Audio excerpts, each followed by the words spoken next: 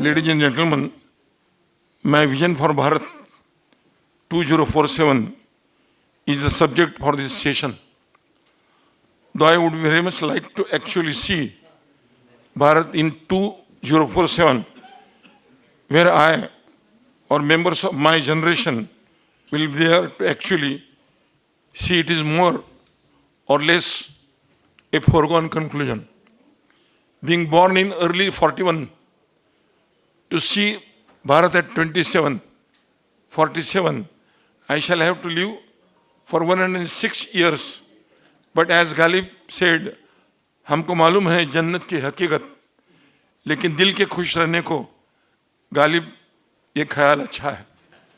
Being born in 1941, now 82 years old, belong to a generation in which 2022 had only 1,32,84,000 members, which means on the age scale, I represent less than 1% of the Indian population. Hence, the vision for Bharat 2047 need to be debated and dreamed of by the future stakeholders of the Bharat. They are ones who will have a chance to convert their vision into reality. My generation at present, a part of the or witnesses to history that last 80 years. At the most, we can probably be the guideline to the future for few more years. As the German philosopher George Hegel famously said that the only thing that we learn from history is that we learn nothing from history. But ladies and gentlemen, in Indian culture, history is very important. As Sant Jnaneshwar Mauli has said, "Etha vadile je je kariti, taya naam dharmu theviti, teche ere anushtiti, samanya sakal." Here in this world, whatever is done by my father, that is the elder generation, will be deemed to be the dharma and right path by the next generation. And that will be emulated by the common people. Hence, ladies and gentlemen, that we have done as the previous generation of elders, or you are doing, as the present generation will decide that what next generation will emulate and be guided by the misguided by. That will truly decide that will be our Bharat at 2047. Being born in 1941, I am witness to the pre-independence period. I remember 15th August 1947 as a student of class 1, getting one small paper flag and one laddu in school. I still vividly remember the general atmosphere of joy and hope. But I also remember the harsh economic conditions the country had, environment's grave social deprivation, and vast majority of the society then. I vividly remember the birth of Indian Republic on 26 January 1950, when the Constitution came into effect. I also remember vividly that the first experiment with democracy, when the first election took place in 1952. I also witnessed how India under Pandit Nehruji started taking its first step in industry, land reforms, agricultural reforms, building of the dams, education institutions like IITs and NITs and IMFs. I remember how the status of Sanyukta Maharashtra was born and how it progressed under visionary leadership of Yashwantrao Chauhan, how Maharashtra, a region with tracts of barren, harsh terrain, transformed into about most industrialized state of the nation. How millions students like me could get the education because of the friendship given by Chauhan Sahib.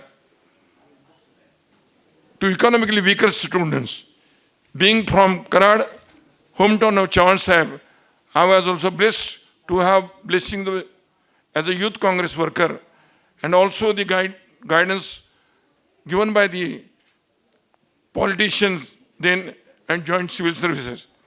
As a civil servant during my tenure of 35 years, starting as a deputy collector and ending as my career as a commissioner, I have seen that the Maharashtra and Bharat progresses steadily to where it is today.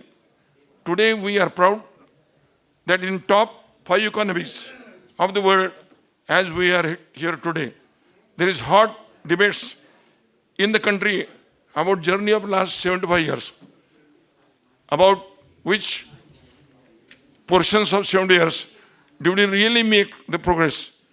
Debates about whom credit will go to. The generation born in the new century tends to believe that all progress happened only in 21st century. Yes, that may be partly true. But we must remember that going into 0 to 10, it is difficult as going to 10 to 80, laying the foundation and going from 0 to 10 after 150 years. Foundations and going from 0 to 20 in 150 years, British exploitation was difficult. Simultaneously building on the foundation and going from 10 to 80 was the creditable. We must also not forget that apart from the efforts of British exploitation of 150 years, we are scarred by partition in 1947, Kashmir war in 1948, China war in 1962, Pakistan war in 1965 and 71, civil unrest and emergency in 1975, Northeast, Khalistan, Kashmir, Babri and Kargil troubles from 1960 to 1999. We have only a relatively calm period from 2000 onwards. It is therefore natural the speed of progress has picked up in 2000. However, that doesn't belittle the huge task accomplished before 2000. But what is most important for us to learn this history, that progresses, development speeds up, and only when there is a periodical period of peace and harmony, that I think decide the Bharat will be 2047. It may be becoming fashionable today, all the parties to brand opposing views of anti-national. But my experience tells me that no political philosophy, no party is anti-national. We all have our country in equal measures. We may different opinions about the roads we need to take, make India world leader in 2047. The roads may be different, but the final destination we dream to achieve is the same. The question that present generation needs to evaluate is road that will create disturbances, and which is the road which will preserve and maintain the period of peace and harmony. Two factors, peace and harmony, which are so important for maintaining that high space of progress and development. The answer to the question of future, my dear friends, lies in our history. If we are able to answer questions correctly and take the right path, then our vision, Bharat 2047, will be the line in the vision of Gurudev Rabindranath Tagore, where the mind is without fear and the head is held high, where knowledge is free, where the world has not been broken up into fragments by narrow domestic walls, where words come out from the depth of the truth, where tireless striving stretches its arms toward perfection, where the clear stream of reason has not laid in the way, where the mind is led forward by free into ever widening throughout the action into the heaven of freedom.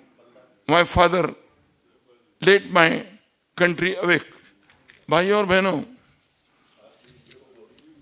कई लोगों को सुनकर मुझे ऐसा लग रहा है जब तक हम एक दूसरे के हाथ में हाथ डालकर गहराइयों में एक दूसरों को आधार नहीं देंगे, और उत्तर दक्षिण पूर्व पश्चिम की बात करते हुए अगर मैं भारतीय हूँ और मुझे आगे जाकर लोगों के लिए कुछ करना है, तो मैं खुद अपने अनुभव से कहता हूँ कि लोग आपको प्रेम करते।